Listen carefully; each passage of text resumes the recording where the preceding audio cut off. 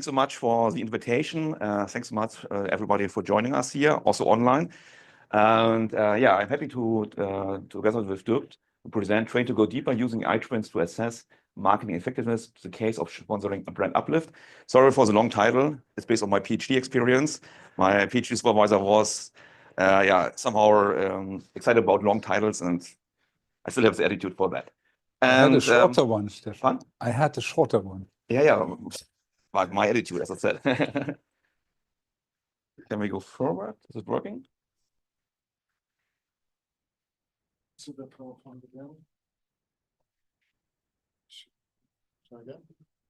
Yes, perfect. So what is or who is Concept M? AI, we have two pillars. The first pillar is we are using psychoanalysis with regard to deep or depth psychology. It's the experience by Dirk, Thomas, and his team. More than 35 years of experience, and I'm really happy that I have them because I'm the one who cannot listen to people, at least not more than 10 minutes. But they can do that.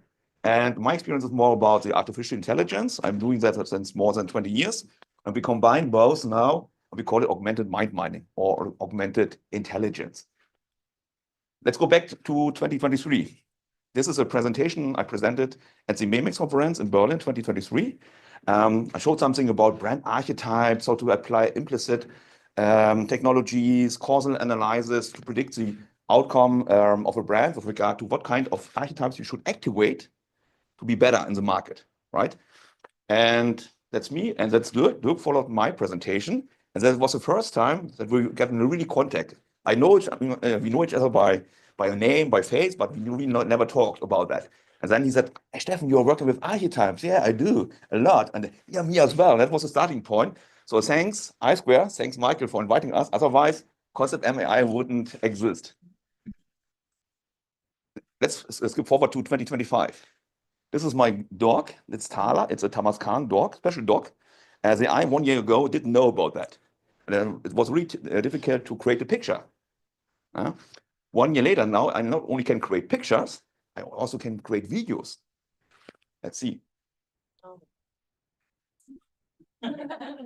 We have activated the sound.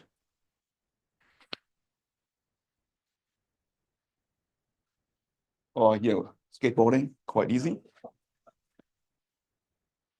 Or let's go surfing.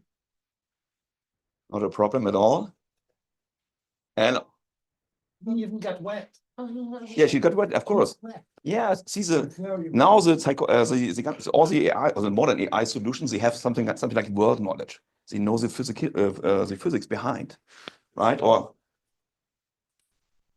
And the last one, no, she's relaxing now after a hard day. Still, there's no sound, I guess. Yeah, later we have some sound. Really important because our iTwins would like to talk to you. You can click if I do it. Okay. And yeah, this was 2 weeks ago. So the AI capabilities grow a lot. This was 2 weeks ago. We presented something in Berlin at the Markendialog, and I tried it out for the first time. Gemini. It was a solution that you want to use large language model to rechange a picture just by words. It was the first time, and this we presented 2 days ago at the Audience by Science conference of the ARF. We adapted based on the insights, the positioning of the car, but it was not perfect. As you can see, it's not the same car. It comes close to that, but only as an inspiration. But now, since yesterday, Google released a new model, right? So I uploaded this picture and said, okay, position or turn the car so that you can see more of the side, because that was important. Look, figured out with the spaciousness. Spaciousness, right? So let's see what the right side is. Wow. Still not really perfect, but way better than. So a day makes a difference. Yeah, absolutely. That makes a difference. So the capabilities grows a lot, and it's really difficult even for me to follow them. But that's one of the challenges we do have. But be careful. Just to create AI-based content doesn't mean you are successful. This I've done 2 years ago with Mövenpick. They reached me and said, "Hey, Steffen, can you analyze this kind of campaign motifs?" The one on the top. I said, "Yeah, of course I can." Then they give me the brand book. I upload the brand book in my AI machines to just recreate something. I said, maybe I can improve it somehow. I created a new key visual and a new slogan. I was super happy in the study implicit study, that the liking was better. I said, yeah, I'm on the winner road. But unfortunately, the buying impulse went down. Why? Because the machine followed the brand book, but the brand book wasn't right. There was no causal analysis done. So we activated the wrong associations. This is quite important for any kind of marketing contact. You have packaging design, ad campaigns, influencer campaign, whatever it is. You have to activate the right associations in people's mind, right? And the brand book didn't follow that. The machine follows them, but the brand book didn't. Anyhow, AI is a co-intelligence. It really makes people better. This is a study now from 2023, I guess. Yes. There it was run with somehow 800 consultants by Boston Consulting Group. They had 3 groups. One group, control group, without any kind of ChatGPT usage. All marketing consultants. Oops, sorry. Go back. Second group was they were able to use ChatGPT. And there was a third group, the red one, which had been specifically trained to use ChatGPT and co for marketing, for brand reasons, right?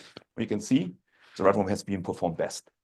So it's really important that you know how ChatGPT to use it, or large language model overall, but also to be trained on the specific tasks you have to do. This is a tricky part here. Next, nice finding, scientific research. More and more studies came out that we can use artificial intelligence without interviewing real consumers. This is one from 2024, last year. So as you can see here, large language model pairwise comparison of different kind of cars, almost the same with the interviews they have run, almost the same. Limitation is here, it's only valid for big brands, right? This is now the limitation. But anyhow, we can use it as a starting point. Or a little bit more advanced, I'm going to use Neuroflash since 2018. We have created this networks back in 2019, I guess, or 2020. It's really valuable to identify quite easily what kind of associations do you have with your brand, or people have with your brand. Of course, fast food, but also family friendly, etc. And then you can create quite easily those kind of spider diagrams, and as well pair of, let's say, mental availability models. That's a starting point. You don't need to rely completely on that, but it's a really good starting point. Better know what people do have in mind when they think about your brand.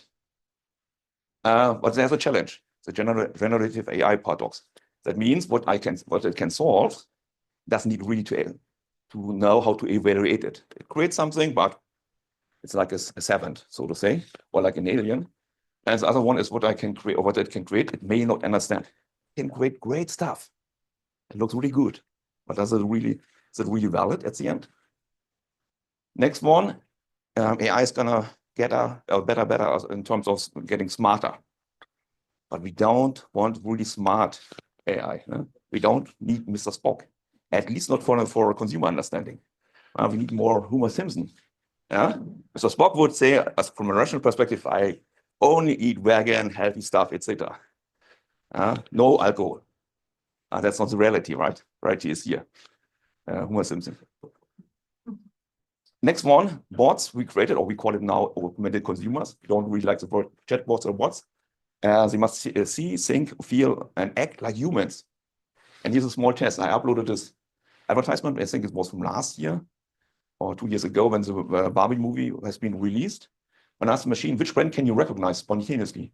Give a probability as to how certain you are. Explain your spontaneous recognition. Let's see the result. It says Heineken, probability is 95%. And I say, yeah, green background, white font, signature, blah, blah, blah. Also the text, the can, red star, there was a little red star. This was okay, but then somehow it's too smart, 8073. Nobody knows that 8073 relates to Heineken. But anyhow, somehow it could quite easily perceive or recognize, in this case, the brand Heineken. Next test, more or less with regard to associations.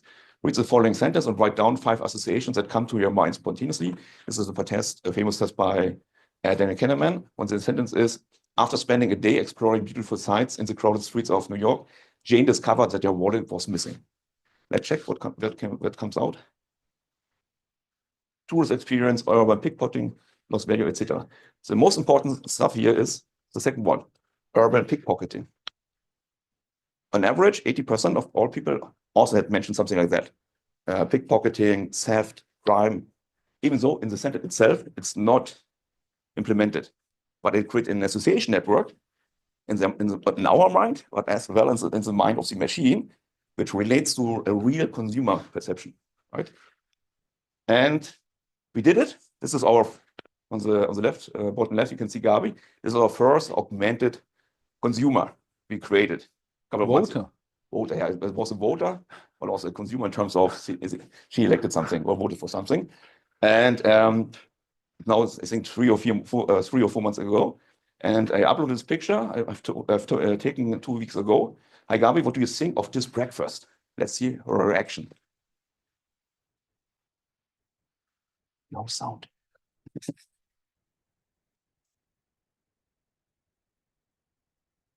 Will I go back?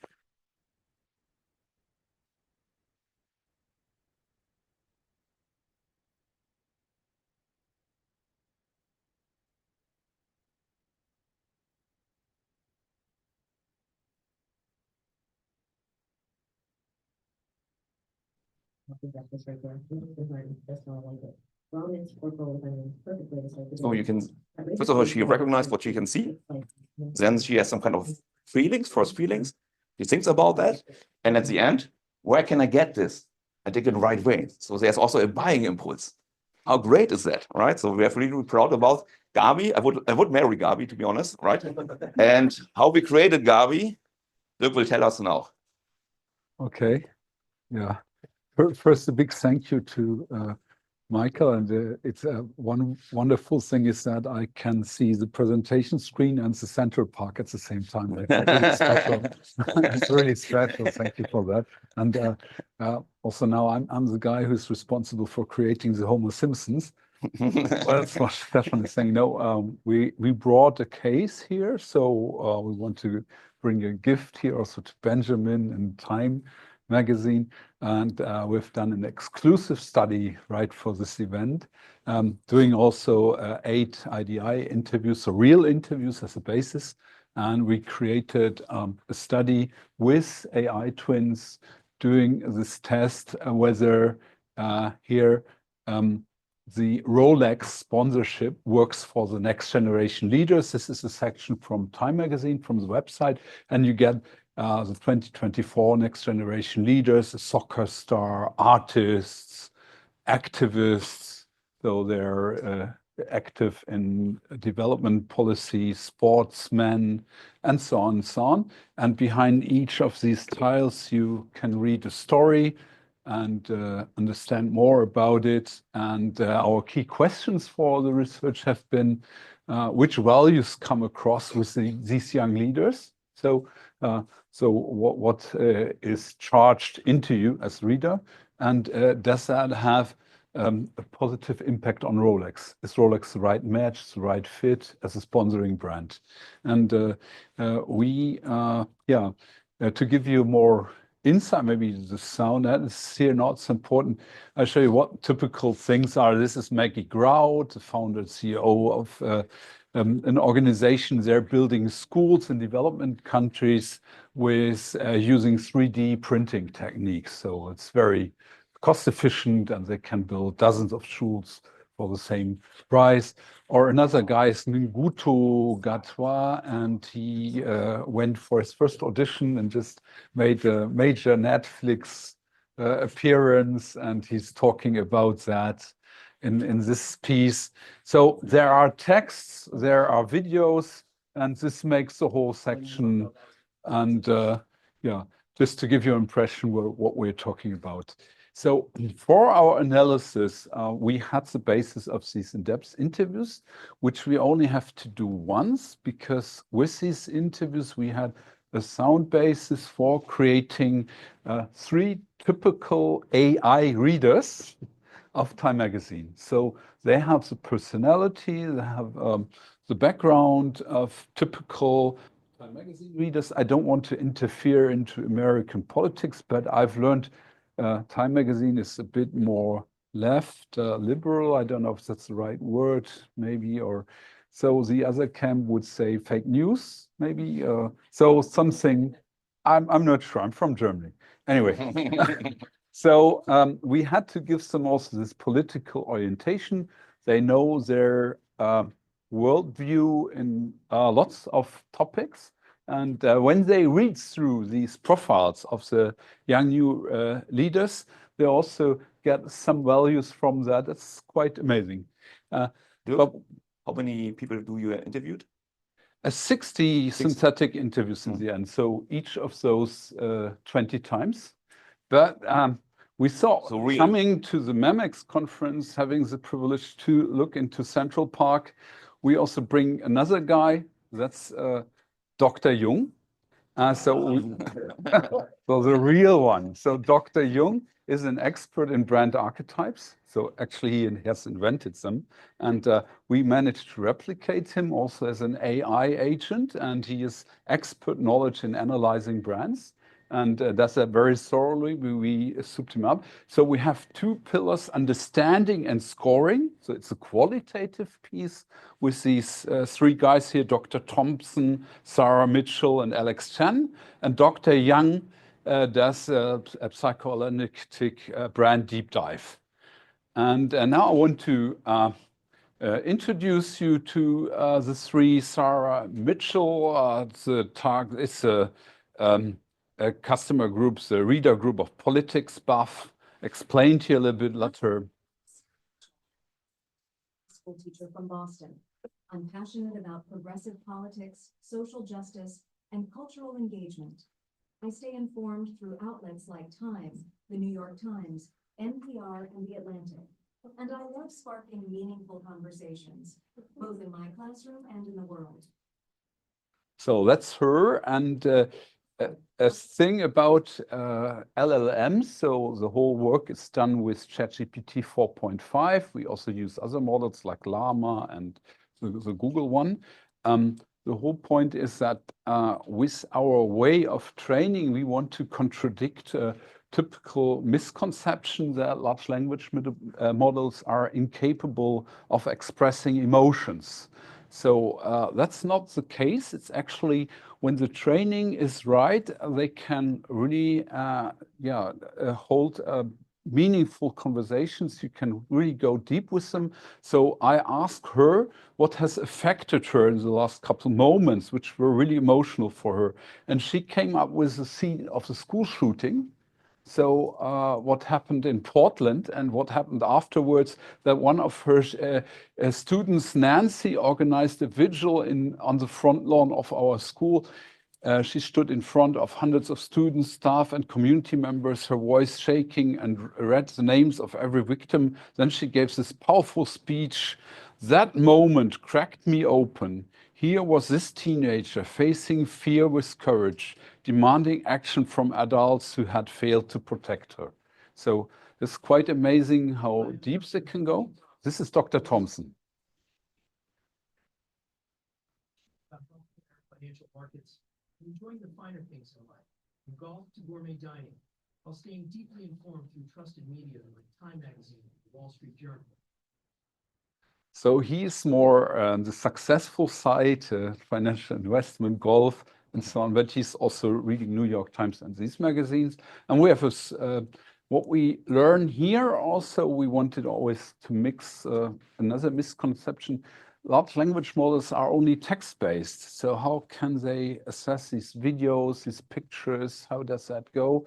Isn't this all rather driven by logic, and they don't have a metaphorical understanding, which of course is a different system, thinking in pictures, thinking in metaphors, also deep metaphors. But in fact, again, with the right training, we had this activist with the 3D printed schools. We see here, he can describe her, Maggie Grout, as building bridges, a bridge between poverty and opportunity, a bridge between innovation and compassion, a bridge between her past and the world's future. So it's wonderful how flexible they are in the way they use metaphors, in the way they see structures also. And we're astonished all the time but it's possible to create them up to living speaking creatures. Yeah. That's how we call them. We don't call them bot, living speaking creatures. And here, if you compare that, so we had Dr. Richard Thompson saying the overall tone of the profiles is one of optimism and dynamism. They emphasize the innovative approaches and fresh perspectives these young leaders bring to global challenges. And you compare that to an untrained, non-trained large language model, there you get this shallow, unemotional, just describing the magazine, sections, spotlights, emerging figures, various fields such as politics, so on. It's all correct, but nothing is real. So that's the difference. And we always do, when we do these trainings with our twins, we do this cross-checks. We compare what would our twins say and what would the untrained system say. So what do you think sums up? Okay. And yeah, of course, you ask yourself now, how do we do this training? So we dumb them down to build them up.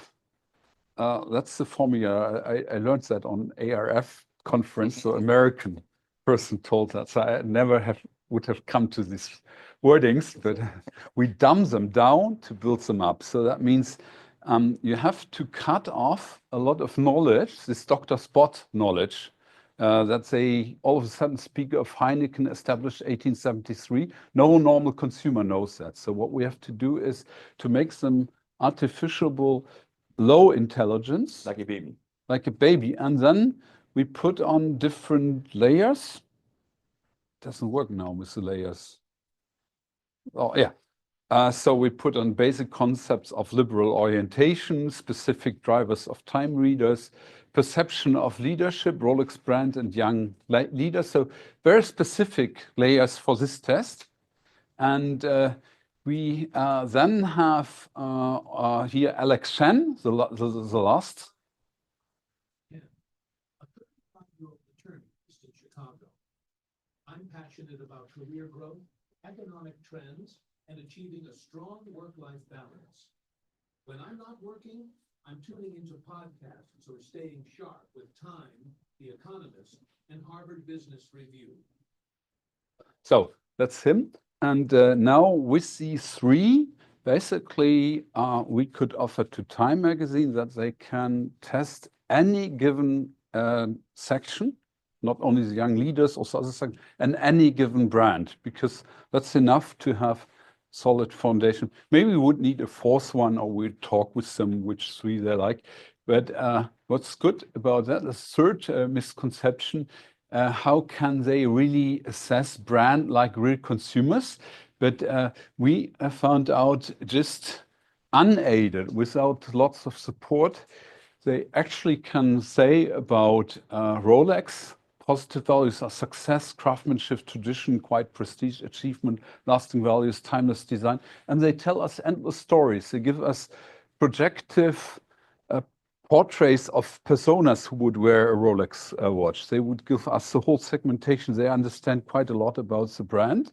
They also know about the negative values: materialism, elitism, conservative image, rigid or out of touch, overly focused on appearance and status, a way to show off. So in German, we have this Rolex, Prolex. I don't know.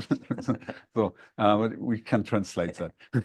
So, and now we consult Dr. Jung to go even deeper with the knowledge about the brand. So he is a dear colleague in the AI team, and within this multi-agent system we have set up. They first answer unaided about the Rolex brand, but then they read through the expertise Dr. Jung will give, and then they have a second opinion after reading that, and they even produce more material. So he's a kind of catalyst to make our consumers think deeper. So of course we can't always offer him because he's paid by hour and it's quite expensive. So, but anyway, for this event, for Michael, and looking in the Central Park, it's worth it. So we have our own way of how we phrase the archetypes. That's Thomas, who's not here today. He has done an incredible piece 5 years ago about translating them. We're also based on New York, researchers from the early 2000s, Mark and Pearson, who have written a book on brand archetypes, which is a standard, but we have thought through it, and now we can do the brand archetype test with you to involve you more interactively. What do you think the Rolex stands for? Which archetype?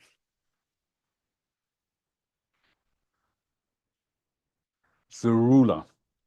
It's clearly the ruler brand. So, and it's the only ruler brand in the field of luxury watches. So this is really of being in command. This is about having a success, having the power.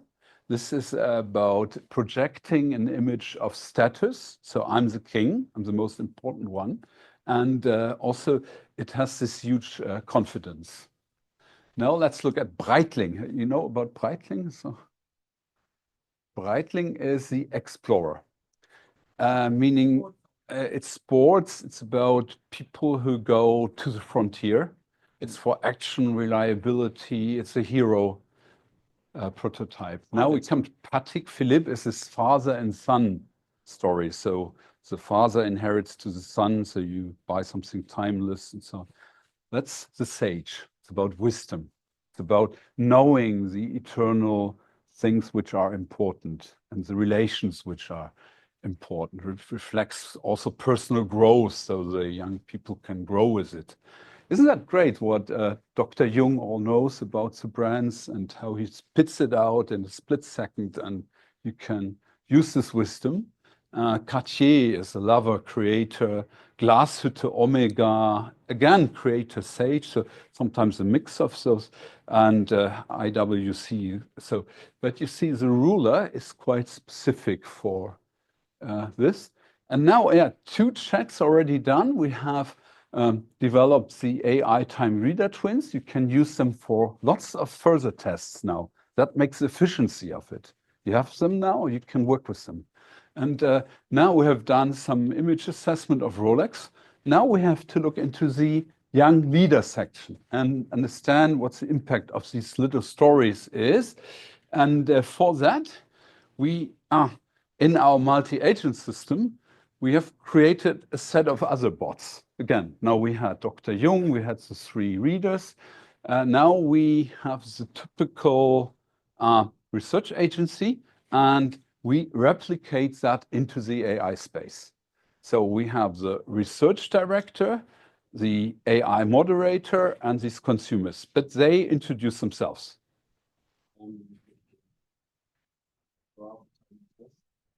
Create a tailor-made interview guide which covers all the relevant test criteria. He's a bit tired, he has worked so much. By the way, Thomas, hi, because I think he's watching us. I received the interview guide from Thomas and asked each persona the questions Thomas wants answered. Depending on their responses, I ask targeted follow-up questions. This approach aligns with my specialized training in psychological moderation. Actually, Jeff got the same training book as our interns, and so we trained him exactly the way to do that. And Jeff has interviewed me multiple times about all the different young leader profiles. Same for me. He also took transcripts, and all the interviews are thoroughly documented. And then we of course have Dr. Thompson. So each of those has been interviewed 20 times, and this goes really quick. It goes in 1 hour. So that's amazing. So the problem we hear about qualitative research, it takes too long. You wait 4 weeks for the results. So we can run iterative circles because we have the results within 1 day. We can recreate the material, do other things, and run the next test round. So here we have the results. We asked about the impact of these young leader profiles in general, the overall impression they get. And they get an impression, what's happening here is we get an insight into these young leaders who have different sets of values. And in the old world, it's an old world, new world constellation. So the old world leadership has been about power, wealth, prestige. But now, in the mind of these liberal thinking people, so I speak about this group, the new leadership values are authenticity, inclusivity, activism, tangible societal impact. And the key leadership actions are creating new systems, challenging inequalities, addressing environmental and cultural issues, empowering, so things like that. So they know quite a lot about what this is giving them, these sections, to read through these sections. And then they say the overall impact is that you really get inspired. The world is so full of negativity and negative news. Reading through that, so building 3D things and activism, saving the rainforest, doing this, doing that, they highlight really things about innovation, resilience, inclusion, commitment, and strongly positive, inspiring, and forward-looking. Conveys that youth is not a barrier to leadership. So they come with their own approach to leadership. That's all positive. But now we have to look into it. How does that match to the Rolex values? And here we find a kind of friction. So the positive, we see legacy meets future. Rolex has long invested in legacy, supporting the young leaders, is nurturing the next generation of excellence. That's positive. Also positive excellence and endurance. So you see these people are really engaged. They want to leave their dent in the universe. So that's really good. The young leaders are high achieving and purpose driven. Rolex symbolizes enduring greatness, earned, not gifted. But then we see one thing. Rolex traditionally stands for materialist values. These young leaders stand for post-materialist values. So a different set of those. This gives the friction. So challenging aspects are the perception of elitism. Rolex is luxury, high-end, and exclusive that doesn't easily mesh with youth-led movements focused on equality and so on, and a lack of youth-centered tone. So the tone is kind of stiff and different. But the system found a solution, because then we can ask, when there is this friction, and they also asked Dr. Jung about it. Yes, so they had support from the background. How do we handle that friction? How do we find the solution? They said, it's not the peer brand position anymore. That's in the old world. So you are successful, you're the winner guy, so you get the peer brand, which tells you this is exactly mirroring your life. But it's the mentoring brand position for this young generation. That means celebrating the change makers of today, inspiring the legacies of tomorrow. That sounds very good. In fact, it's about creating understanding and sympathy today, acquiring young leaders as customers tomorrow. So when they're 20 years older, they've already had contact and they had seen this image of like-mindedness. And that's the way these people won't buy with 30 years or 35 years these watches. But later on, it will work. And that's also a strategy of Rolex, also in Formula One, to make many, many contacts with a young target group, speaking their language, that's this young, and gets them in as customers 20 years later. So that's also happening here, basically. And the system understood it. That's all coming from the system. So they also create a campaign idea from that. But that's only possible if we would go unaided and give that to the system and do a campaign, would be crap. But after all these preparation steps, it's now, we also have a strategist in the AI team. So they create this story here, time to lead. Leadership isn't born, it's earned with time. Time to Lead is a global storytelling campaign, Rolex, that honors emerging and established leaders across generation. It highlights that leadership is not about age or flash, it's about purpose, resilience, and leaving a lasting mark. The campaign draws a powerful link between Rolex timeless values and the evolving energy of today's changemakers. So that's a really good reconciliation of this dilemma. And yeah, they also have a hero concept. What's happening here? I was too fast. No, can I go back with some? Here, sorry. So they created a hero video concept. They created social media things. we could have put them in a focus group and create ideas for hours. Yes. So it's amazing what's coming out. Really, truly amazing. And they also can now go through the 20 profiles and say what's a good match, what's less a good match. So we see here Maggie Grout, we've seen the 3 school, high impact tech and education legacy, solid Rolex bridge. So that's score 4 or 5, this cluster. Then we have 3 or 5 value match, tone diverges. So it exactly says, so even if at Time Magazine they would plan a section like that, they could run a pretest and check the profiles, which work best for the brand image of Rolex. Those are rather misfits. So we have here Lenin Tamayo, for instance. He's a pop star in Peru, and he's doing K-pop with Peru music elements. And so, okay, but it's not really Rolex world, no real value. So you can then not only read just one line, but it gives you half a page of exact explanation. What's the fit, the misfit. And we also use scoring. So when we're doing 60 interviews, it's not measurements. I would call it scoring, please. So it gives you. Yeah, the advantage now is since we have the capabilities to run a lot of qualitative interviews, we can replicate that them and get out of it average scores. That's really authentic research at the end, right? So this is only possible because we can rerun the interviews with the twins we have developed. And we see a true brand uplift for the Rolex brand in a lot of values it hadn't owned before. So like inclusivity goes up 15, kindness. So what we did, we asked them to assess these values before reading and after reading these pieces. And after reading, you see before and after, and you see the delta. This is all quite positive. And the genuine Rolex values, courage, compassion, even they go up. That's and here on the next slide, the delta is lower or sometimes in the minus for success and craftsmanship. That's less important in the digital, but it's not a killer thing. It's not. But mainly, you have a great brand uplift. Absolutely. Yeah, and then I give to you. Or Perfect. Yeah, let's wrap it up quickly.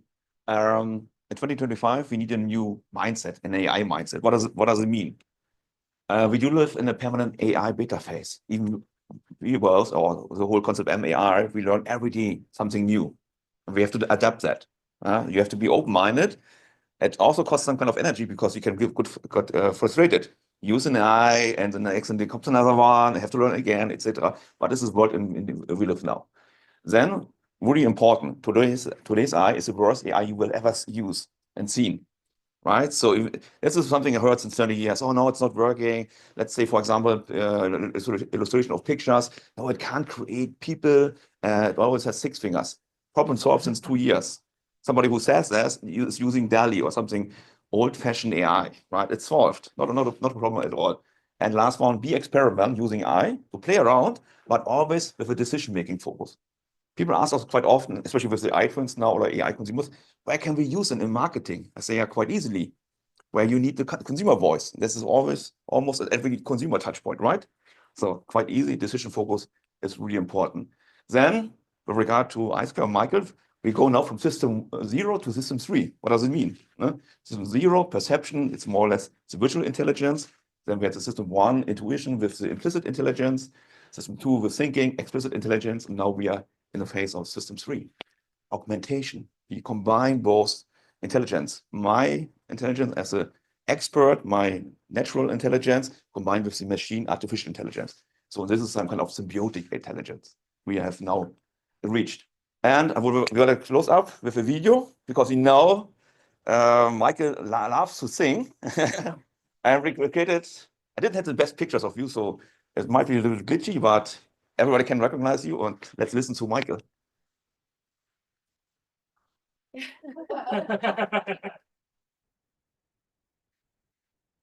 If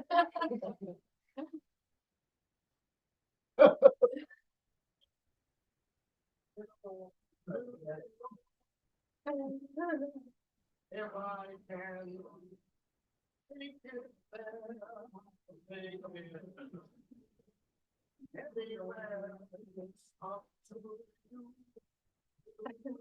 Your